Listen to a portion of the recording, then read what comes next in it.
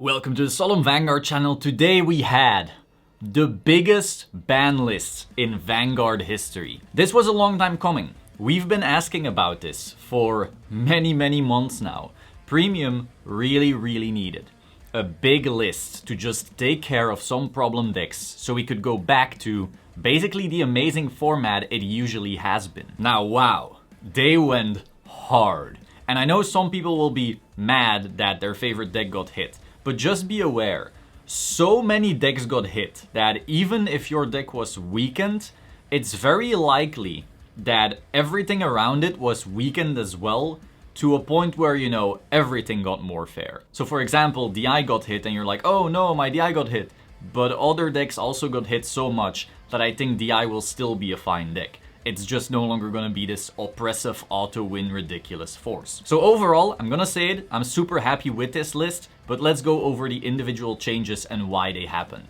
So first of all, we have the Ultima overtrigger choice restriction. Now personally, I didn't think this was particularly needed at the time. People were saying, oh, this is so broken in Premium because Ultima then gives 100 million to everything. But the thing is, in Premium you never got to Ultima. Like, all of the decks were just way faster, and once you reached Ultima, you had won anyway, overtrigger or not. Like, Ultima meant you won. It's just getting there that was really hard. So the overtrigger was like, oh yeah, you make your insane turn so much percent stronger, but that insane turn wins anyway. Regardless, I understand that with all of the other hits they did, other decks were slowed down so much that now maybe Ultima overtrigger would actually end up being strong. So instead they just hit it outright, and I also think this is very good to just get rid of a given boogeyman. It's one less thing people can complain about when they're newer to the format. Next up, we have some choice restrictions. So we have Fina and Potpourri. Now, if you're not very into Premium, this one might blow your mind. You're like, Fina? No one plays that. Potpourri? No one plays that. What's going on? Essentially, these two cards together make an infinite loop. But that infinite loop isn't actually all that strong. I feel like, given that they were trying to get rid of all the other infinite loops with this list, they just were like, okay, we'll also ban the shittier ones.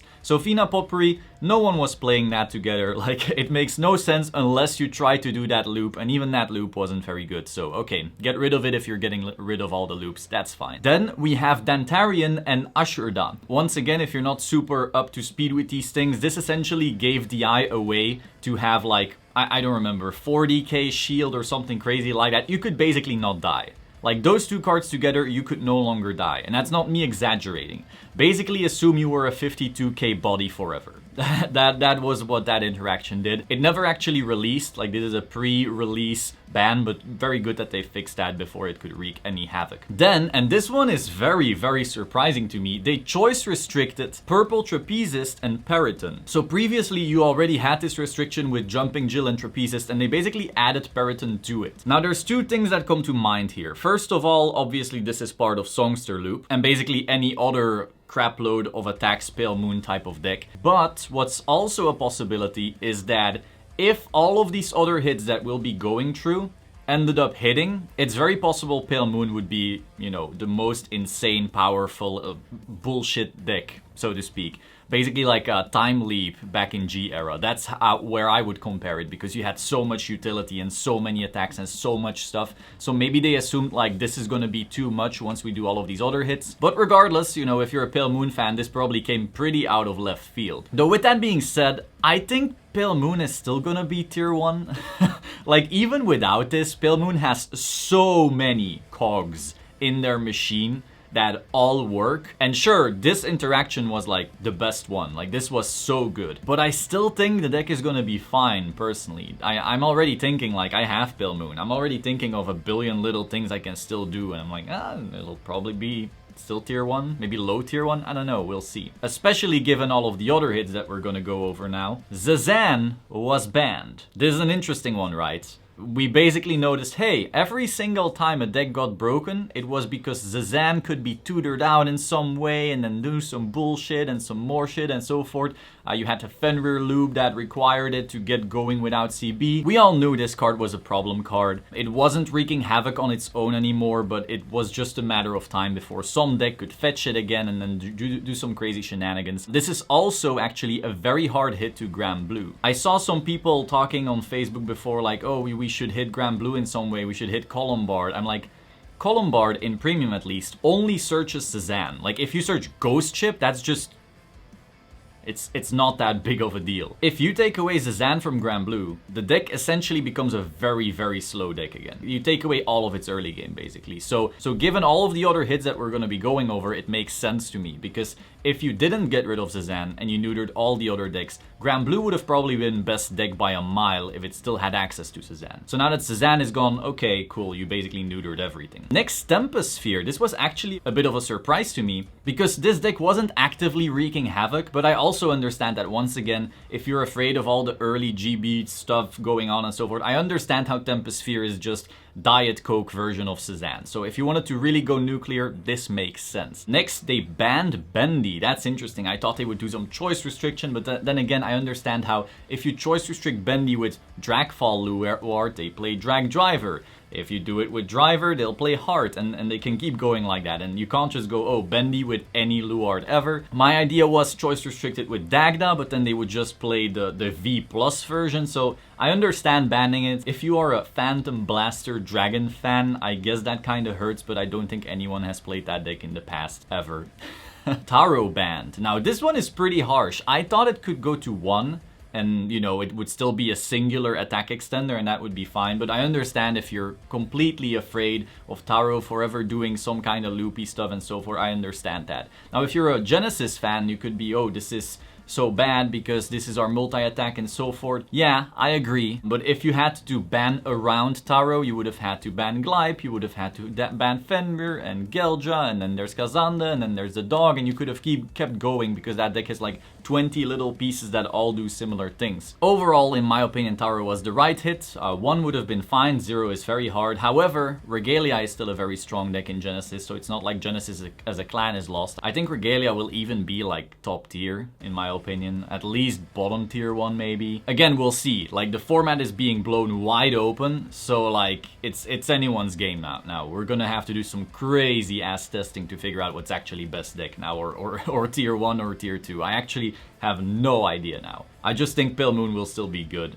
And I know Regalia is pretty solid as well. Next up, and this is a whoo-hoo, we have Jamio Congo banned. Now, as the #1 Nubatama hater, this makes me somewhat happy. If you're a Nubatama fan, you're probably sad. I understand how this is a card almost everyone hates. Like, no one likes seeing their hand shrink to 4 cards and then they do some bird stuff or something else, and like, it's just hand ripping is no fun in any card game ever. No one enjoys that mechanic. So I understand that this super generic floodgatey version of it that will forever be a menace, I understand them banning it. It didn't really show any results in Springfest Online as far as I'm aware, but I do have to say, when I follow Japan Twitter and I follow the Japanese premium scene, I noticed how this card has been quite strong there and people actually complaining about the card there. So while a lot of these hits are very, you know, West-based, I feel like this one is more Japan-based. But that's just my hunch. We also have Nuedaio being banned. That was just necessary. I don't know what else to say. That card is just insane. Even if you choice restricted it with Hyuga, you could easily redo it with a bunch of other grade 3s. And then whenever they print another Murakumo card that copies a name, you just make it better and better and better just to dance around the actual issue, which is Nuedaio, so it had to be gone, fine. Tanba being banned, also pretty big deal. The reason for that is, once again, it is a infinite loop. So just like how they hit Fina and Potpourri, now they also hit this other infinite loop. Now the 4th card here is actually a bit of a left field one. I wasn't sure what to make of this one. We have Zinc, the counter charger for Chaos. Now this card is incredibly free. Like, it is the best, just the best resource card in the game. It gives you a bunch of soul, it gives you counter charge, and it's just the easiest. Plays, boom, done. Easy game, easy life. Why would you hit that? I'm not actually sure. My hunch is that if you slow down everything in the format, Chaos actually becomes a really good deck. And then you also give it endless resource generation together with the new cards from the clan collection. Maybe that pushes it over the top and makes this very like boring, going into time endlessly type of format. But that's just a hunch. Note that they're going to be releasing a PDF, I believe, tomorrow or so, where they go over the specifics on why certain things were hit. So apparently that's going to be like a very in-depth thing. So I'm sure they'll have like a bigger explanation than I can give you right now on this one. More bans. They also banned Gasti. Now Gasti was just necessary. Firstly, I have DI maxed out over here, so it's not like I'm fuck the DI players. Like, no, I like DI. DI is probably my third favorite clan, maybe fourth. I'd say Grand Blue, Great Nature, DI and Shadows fight it out. So I love this clan, but Gusty was a problem. We just noticed as cards were released, it got more insane and insane and insane. It started with NLK, okay, Brewfuss, ooh, Brewfuss makes it kind of better, huh? Yeah, that's interesting.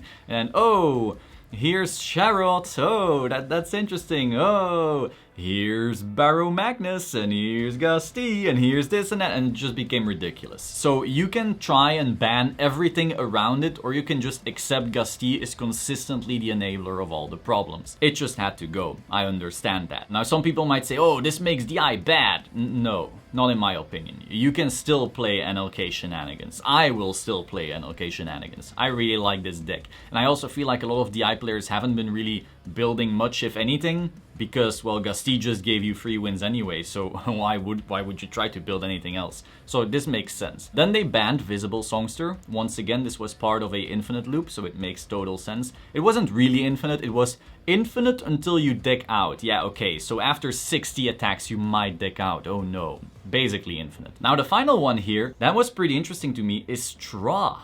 They hit the superior right for Bermuda Triangle. We didn't really see Bermuda do anything crazy anymore, and technically this thing was damage deniable.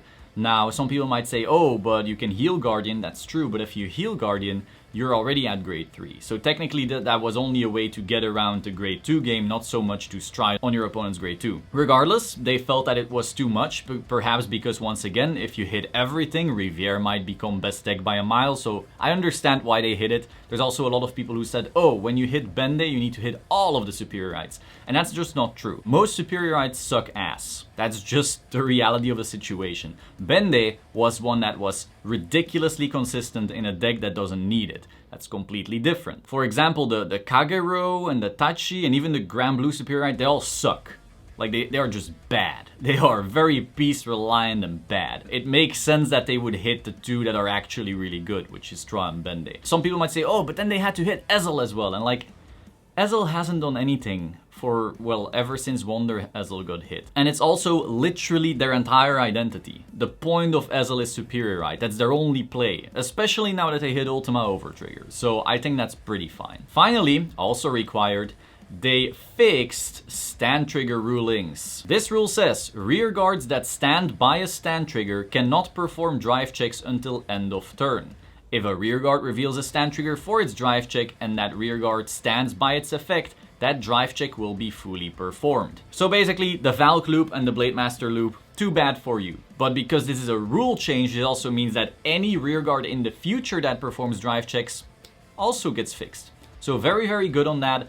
Overall, this list has not only hit every single problem that we've been talking about in Discord, Facebook, on this channel, in comment sections, on Twitter. Also follow me on Twitter at MaximSolemn. But it also has hit more, you know, and some people might not be super stoked about that, but overall, I think this list is really, really good. And again, it has hit some of my favorite decks. Like, if I have to go over the decks that I really enjoy playing that were hit, Ultima Overtrigger, I can play in my OTT deck, in my Shadow deck. Dark Irregular with Dantarian Ashurda, I could have played that. Zazan really makes Grand Blue much slower. Bende, I played in my Shadows. Taro, I played in my Fenrir because that deck was insane. The Trapezist Periton stuff, I played in my Pale Moon deck. I have Nubatama, I have Chaos, I have DI, I have Tra, Bermuda. Like, I have played a lot of these decks. But I also understand it just had to happen. So yeah, overall, this just, in my opinion, saves premium. You can now go and build the most weird stuff because currently anything goes. We don't know what the meta is. We have a lot of things to test now. Let me know your thoughts in the comments down below. If you still need to pre-order or order any singles for Vanguard, go to 50cards.shop, use the code Solemn, and I will see you soon. Ciao.